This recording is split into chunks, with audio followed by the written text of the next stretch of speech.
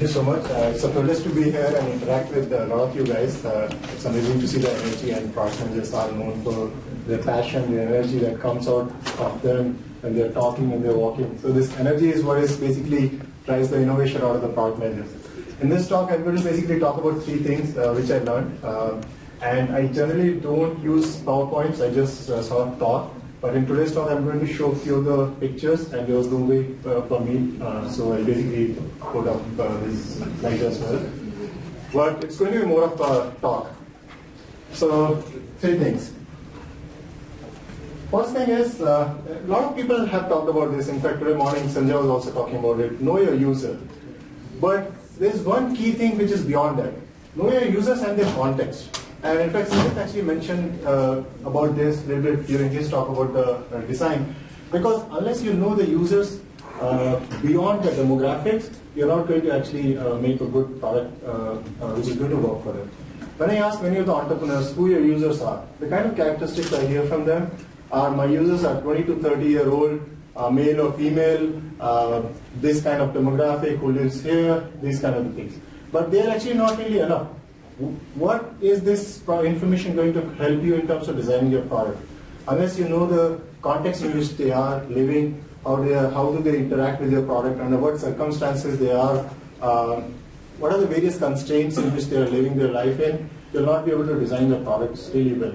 And I'm going to talk about here the real life examples. So pretty much every sort of point that I will talk about will have a lot of examples either from Redbus or from other companies that I've worked at or some of the other well-known companies or brands. For example, when I talk about Redbus users, we also have a definition. Our users are typically 20 to 30-year-olds, males, IT professionals who are working in Bangalore but they've got family living in Mysore or Hyderabad or Vijayawada, who are traveling to their family every other weekend.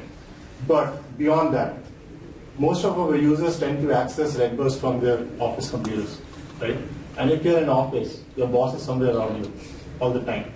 And if your boss sees you booking a bus ticket at some point of time during the day, they think, what, are you working? And this is where one of the insights came out and we launched a feature called Boss is Watching. What this feature does is, you click on this feature and immediately it opens kind of a spreadsheet, cool looking spreadsheet as if you're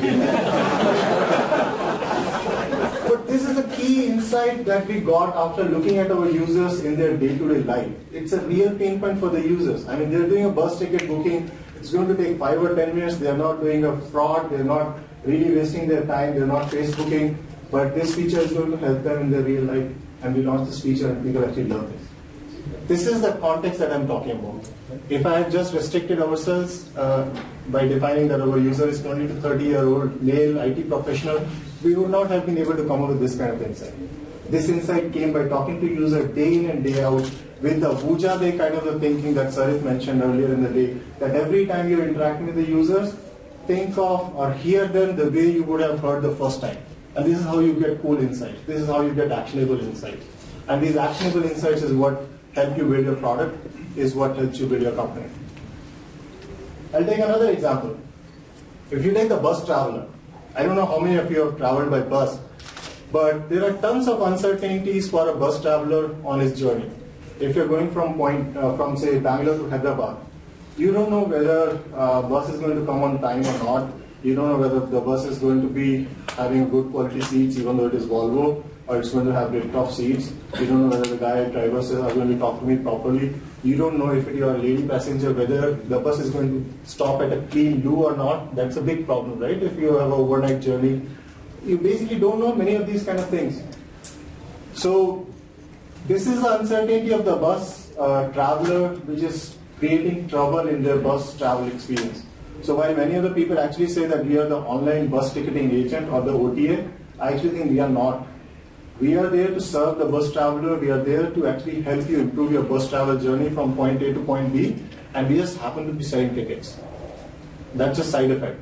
Our way of making money is by selling tickets, but that is not the service we are doing to the users. Many of the competing companies actually boast that we are saving time, we are saving money. We are doing none of that. We are helping you have a safe and predictable journey from point A to point B. That is our value proposition. And we are just selling the tickets in the meantime. So one of the features that we actually launched is if we actually have the ratings of every bus, which is all collected through the UGC data onto the Redbus website. And if you happen to select a bus which is a low-rated bus, which might have problem with the punctuality rating or the staff behavior or the bus quality rating, we actually show you a big pop-up.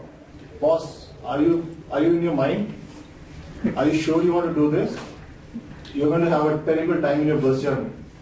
Which company would do this? It's going to impact the business in a negative manner. Very clearly, we know this for a fact. But we still do it. Because it's actually going to help the user in the long run. User will have a right expectation that if there is no other bus going to this destination, I'll actually pick this bus which might have a low punctuality rating. I know I'm picking up this kind of a bus. But if a customer has other options, he'll much rather pick an option which is a better rated bus. So we are actually helping our users. We are actually going back to our original mission where we want to create a predictable journey experience from point A to point B, and we are not just there to sell the bus tickets. We just happen to be doing it. And this is one classic example of how we are actually taking a hit on the business for actually helping the customer in serving their need. And this insight came only because we did a lot of research. We shadowed users. Every now and then we'll go to a boarding point, we'll talk to a dozen users, finding out their problems, finding out their pain points, and we'll come up with these kind of insights. When I was in B school at ISB, we had a subject. That subject was called ethnographic studies. And that was the most boring subject in history. Right? And now I really returned why I didn't study that subject really well. Because this is what we now do day in and day out. We go and talk to, ethnographic is the study of actually shadowing your users and knowing what they do. So HUL actually, whenever the new employees join HUL, they actually send guys to the villages, they sit and live with the villagers, they take bath in the same open space with the hand pump and these kind of things to understand what pain points they live with. And we now do exactly the same kind of things. But it is something that very few people actually realize, that this is a very, very critical thing to do for growing your product, for building a solid company, for building a sustainable product. I mean, you might be playing a speculation game, which is a different thing, but if you're building a sustainable product, this is perhaps the most important thing. This is a very good example. So everybody uses toothpaste in the morning, right? Somebody actually did the ethnographic study and found out that if you make the cap big at the bottom, which is as big as the tube is in terms of the circumference, then the tube can actually be put onto the table or floor or slab, any of these kind of things, and will not fall down. And it's a great innovation. It was a great innovation of its time for the toothpaste industry. This basically created a lot of market share shift, and people started buying these kind of tubes. But it didn't work out in India. Why? Because after about 30 to 40% of the usage of the tube actually squeezes at the top.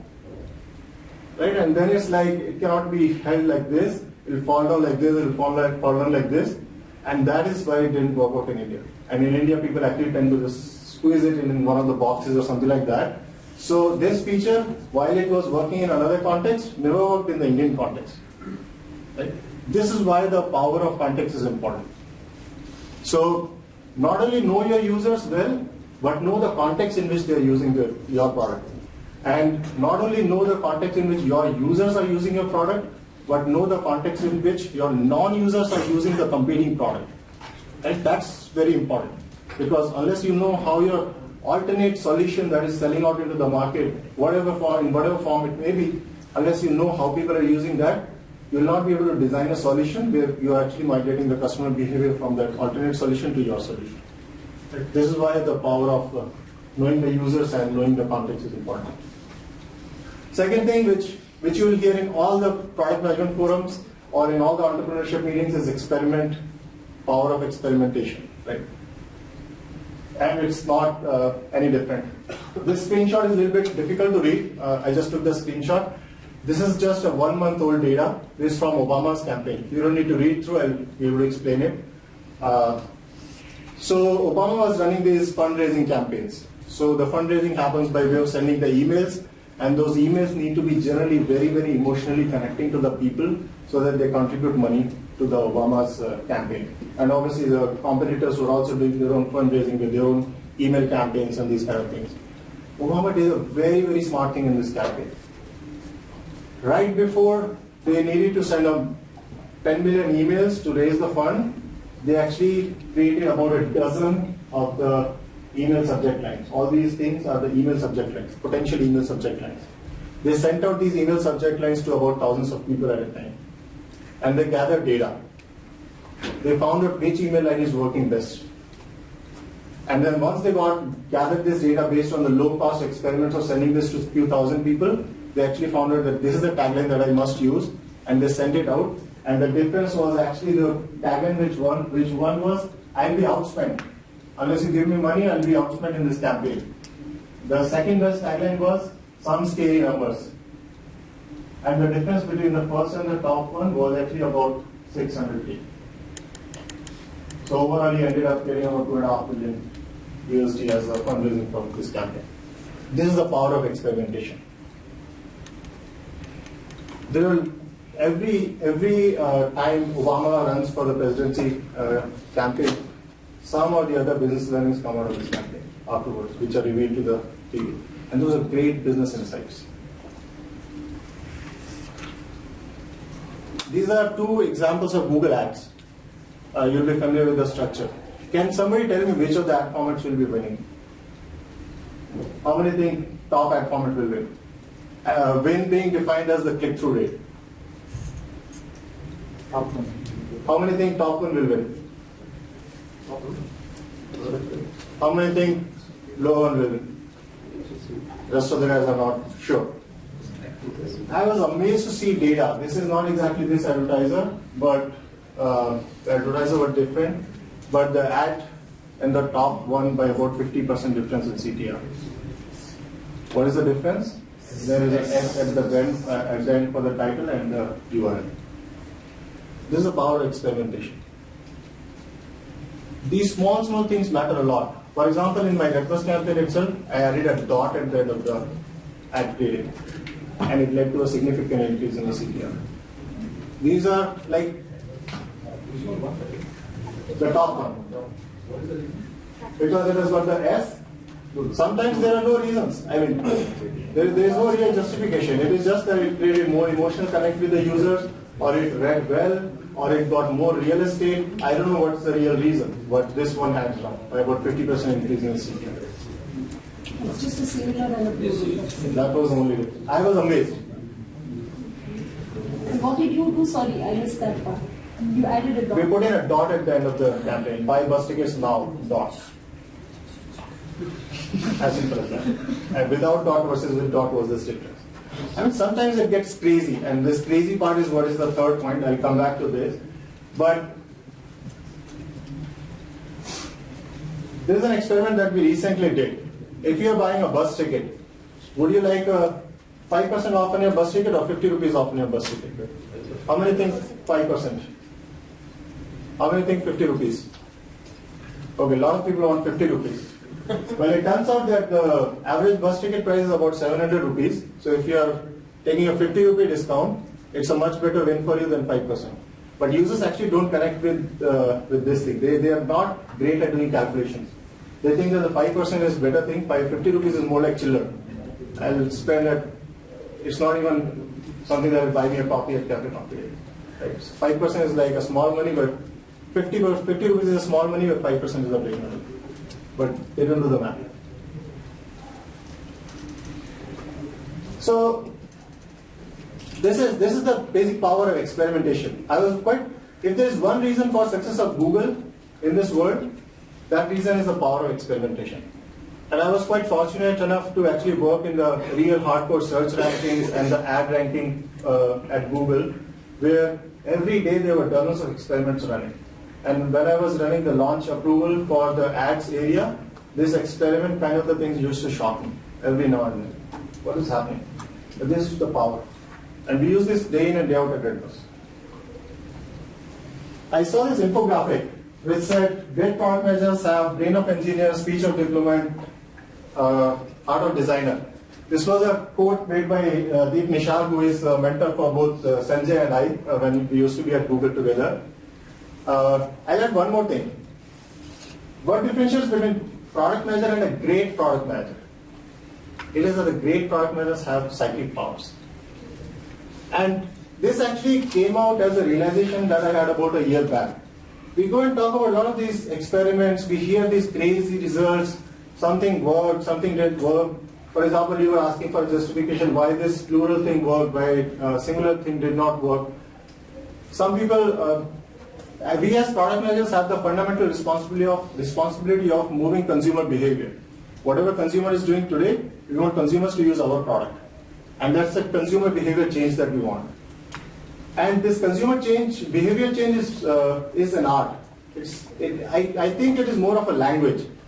Some people get it. I mean, based on experience, you keep on talking to people in English. Say if your native language is something else, you'll get it someday without even learning nouns, pronouns, adverbs, verbs. You'll still start speaking in English. But what differentiates a great speaker or a great writer with a non-great writer? It is this fundamental building blocks of noun, pronoun, adverb, which basically help you write a good quality prose. If you know these things, your ability to write a good prose will automatically go up quite a bit. You'll be much more predictable. Your quality and accuracy will be much better. Your hit rate will be much better. So I started asking questions about a year back. What are those fundamental building blocks which will help us move the consumer behavior in a predictable manner? How can I say these are the building blocks, 2 plus 2 kind of things, which I can use to migrate the consumer behavior? And the results and the insights that I got at the end was very remarkable. The answer to all of these things actually lies in psychology. And a very, very specific discipline in psychology called behavioral economics. Behavioral economics basically says that we have 2 minds at any point of time. It's a topic that we can talk for 8-10 hours. But in a very, very quick sense, it says that there are 2 minds at any point of time in your mind. One is an intuitive mind, a gut mind, which immediately takes decision, doesn't think. Decisions come from your stomach. One is the reflective mind, where decisions come after doing calculations, after doing all the due diligence, all these kind of things. We often tend to think that human beings are the guys who take decisions with the mind, but it is actually very surprising that we actually take decisions from the heart, from basically the stomach, the gut. And I can do experiments to prove this. I've done this experiment several times in my company with various other forums, and time and again it proves out. And all the literature that I've read over the last 1 year actually proves it as well. And this is basically, that is my new fascination area that I'm experimenting with. It's turning out to be an amazing thing. And I'll talk about 4 or 5 disciplines, which are some of the simple ones. Other ones tend to get very complex, so we cannot talk about them in this given time. One of the psychological principles that works is the power of authority.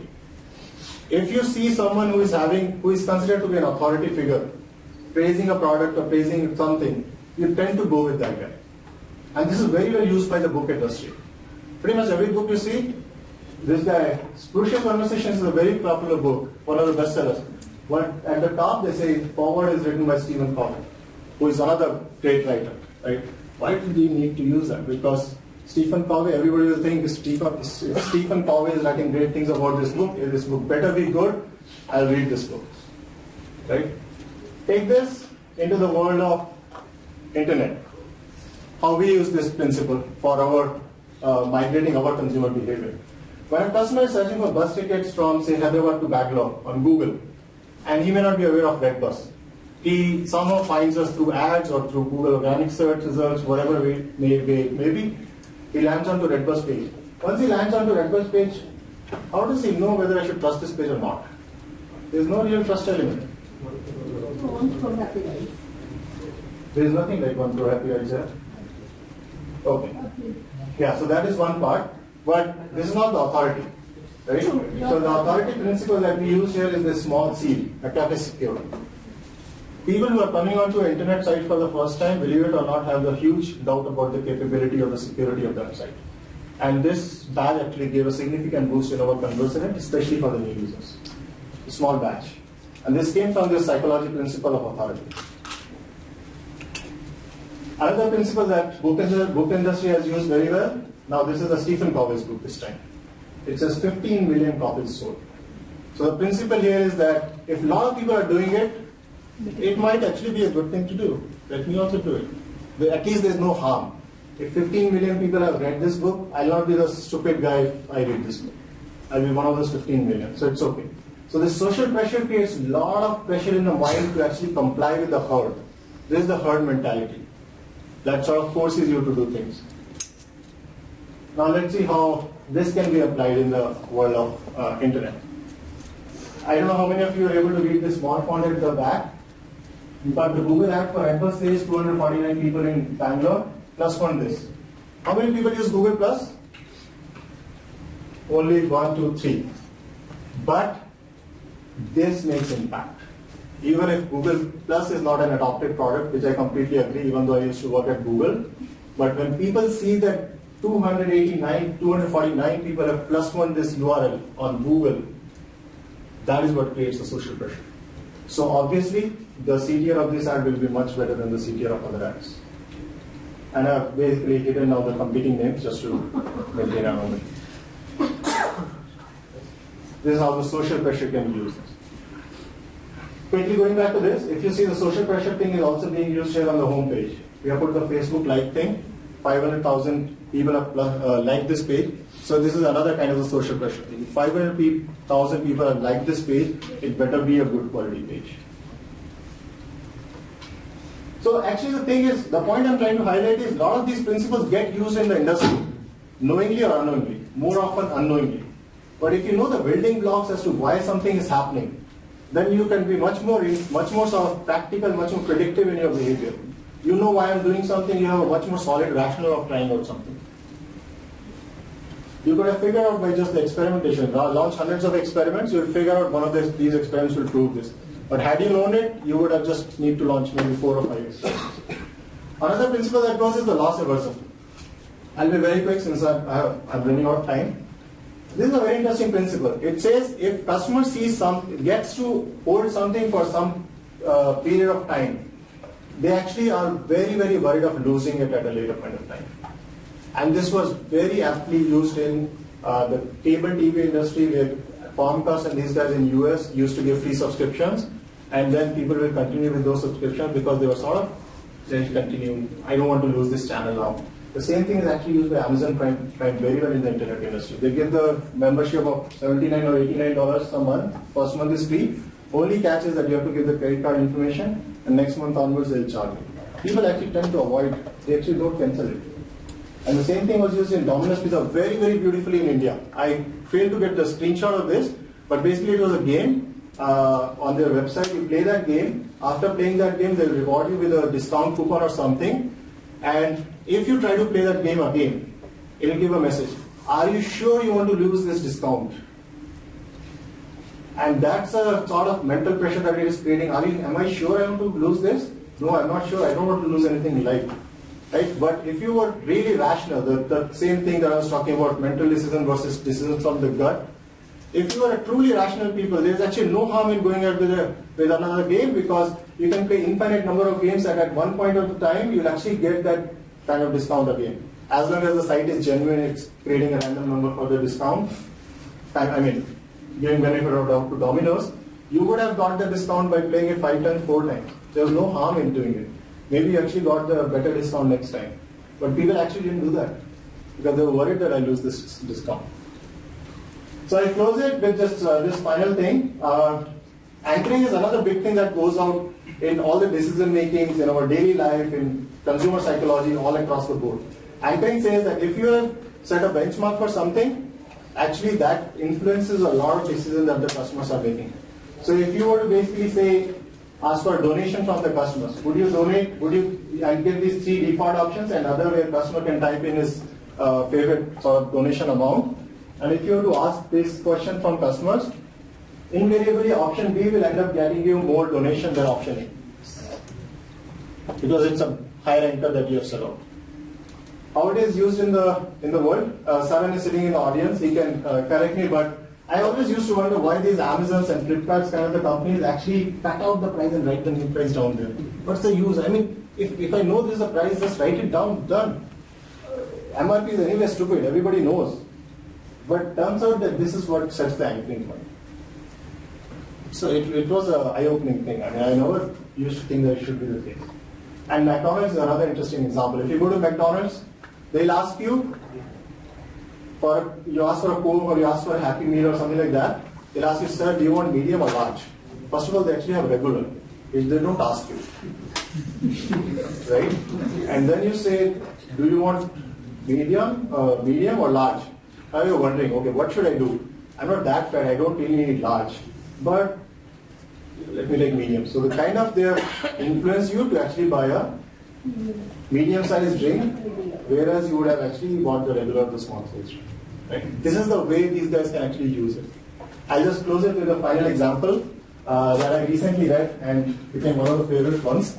In the Schiphol airport, there was a big problem in the urinals. It used to spill out and all.